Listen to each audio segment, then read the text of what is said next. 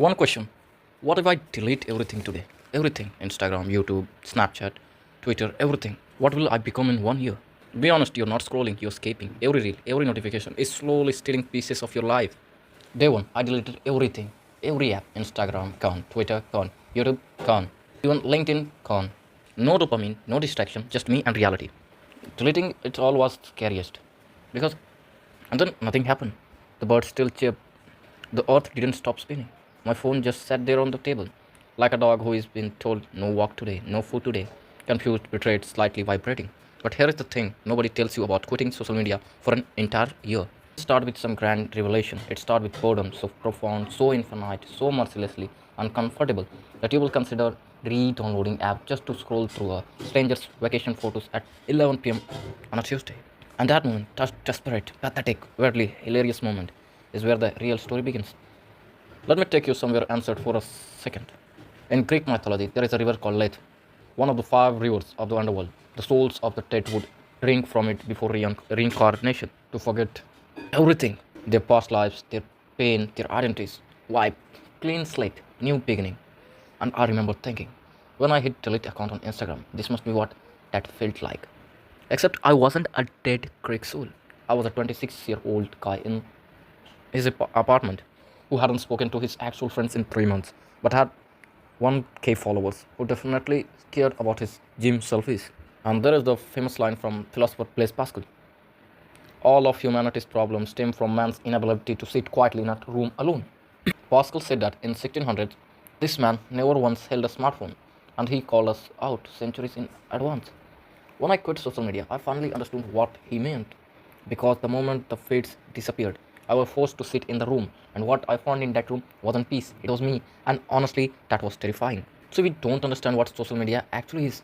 We think it's a tool, a platform, an app. But let me reframe it for you. You know the anime, Attack on Titan. There is this concept of the rumbling, a catastrophic for so large, so normalized by the people inside the walls that they couldn't see it for what it truly was until it was too late. Social media is the walls. We were born inside them. We grew up inside them. We built our entire identities inside them. And most of us have never once stood outside the wall and asked, wait, what is this thing and who built it?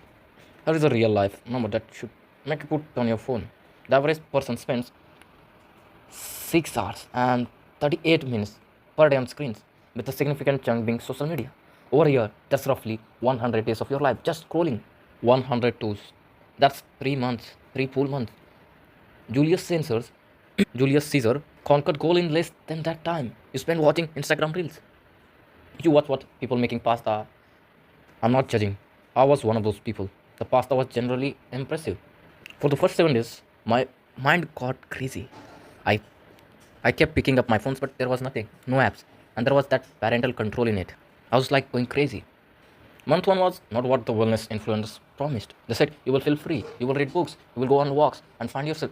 But what actually happened? I picked up my phone to post a sunset and realized, oh, I had nowhere to post it.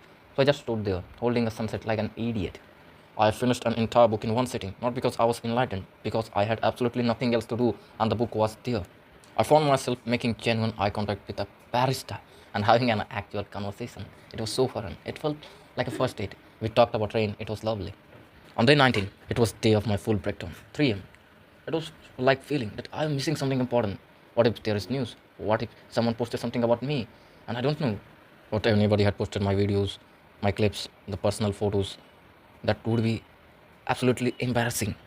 Scientists at Harvard have actually mapped what happens in the brain during social media use. The dopamine hit from a like activities, the same neutral reward pathways as cocaine, literally the same path.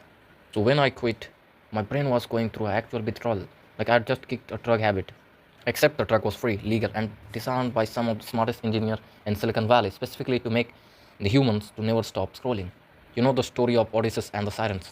In Homer's Odyssey, the Sirens were creatures whose song was so irresistible, beautiful, so perfectly designed to appeal to every human desire that sailors would sail their ships straight into the rocks trying to reach them.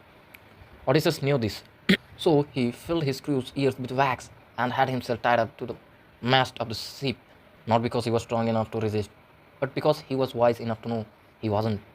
Deleting the apps was my wax in the ears, because the apps are designed, architecture, engineered, tested, proven to be like sirens. And most of us are just sailing straight into the rocks, smiling foolishly. Something weird happened on month 2. The silence stopped feeling empty. It started feeling spacious. I started noticing everything I hadn't noticed in years. The sound of my own breathing, the specific blue of the sky at 6, the fact that my neighbor has a garden and grows tomatoes, and apparently been doing this for years. And I had no idea because I was always looking at my phone while walking past him. This is what psychologists call attentional restoration. The idea that the human brain, when freed from constant digital stimulation, begins to repair itself. To restore the kind of deep focus that our ancestors used to build civilization, write philosophy, compose symphonies. Speaking of ancestors, Leonardo da Vinci kept detailing notebooks, thousands of pages of observations, sketches, questions, ideas. He wrote about everything: birds, animals, waters, and the human body, and anatomy, and engineering. He had no distraction, no notification, just time and curiosity. In 1 year of social media, I started a journal. It is nowhere near as impressive as Leonardo da Vinci. I mostly wrote about what I ate, what I did, what I annoyed me. But the main thing was I wrote every single day. For the first time in my life. That felt like something like I felt like I was Annie Frank. Month 3 is when the social stuff got weird. See, when you are on social media, you have this illusion of intimacy with people. You know what your college roommate had for breakfast. You know your cousin got engaged. You know your ex went to Bali and is apparently thriving. When you leave, you find out which friendships were real. The thing is, it's fewer than you think. That you think that people are judging you, but they're less than people that you imagine yourself think about you. But and this is the part nobody talks about. The ones that are real become so much richer. I started calling people, actual phone calls, with my voice, like it was 2010.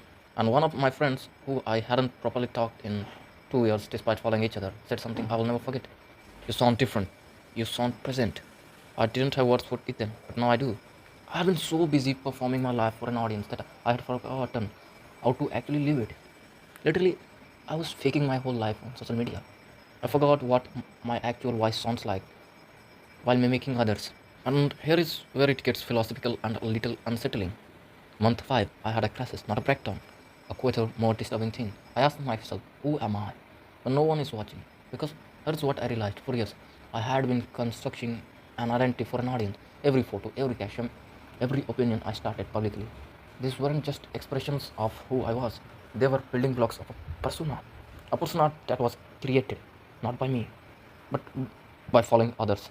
That was approved, optimized, curated. In an anime, I don't know the name, there is a concept the show explores obsessively the idea that our sense of self is largely constructed from how others see us. That we wear masks so long we forget what's underneath. The main character, Shinji, is paralyzed not by external enemies, but by unbearable weight of his own unfiltered self. Month 5, I understood Shinji, which is both a profound personal insight and a deeply embarrassing thing to admit on YouTube. There is a concept in Zen Buddhism called Shoshin. Shoshin. Shoshin is beginner's mind. The idea is that expert's mind sees few possibilities, the beginner's mind sees infinite ones. Social media trains us to be expert in performance, experts in curating, comparing, competing. It should be perfect in all aspects, and it slowly destroys your beginner's mind, which was curious, which has infinite potential. That curiosity, that openness, that willingness to just experience something without immediately thinking about how to frame it for an audience. In month 6, I went to a concert alone. First time. First time in a concert. I had no phone to take videos with, no story to post, no one to text, OMG, this is great, this is awesome. It was just me, the music, and the 3,000 people in the dark. And I cried, genuinely cried. Not because I was sad, because I had forgotten what it felt like to actually enjoy, to actually somewhere fully without half my brain already composing the caption. By month 9, something had fundamentally shifted. I was sleeping better, measurably better. I tracked it, up from 5.5 average hours to 8 hours. My focus had returned in ways that shocked me. I finished a project that had been sitting on my desk for last 2 years. A real project, something I was proud of. And here is the strangest part. I stopped comparing myself to other people, not because I was enlightened, but because I literally hadn't known what other people were doing. And in that ignorance, I found something extraordinary. Measuring against myself. It's 1v1, it's me versus me. Was I better than last week, last month, last year? This is a concept a philosopher wrote in his personal journal. A book now be known as Meditations, never meant to be published, never meant to be seen.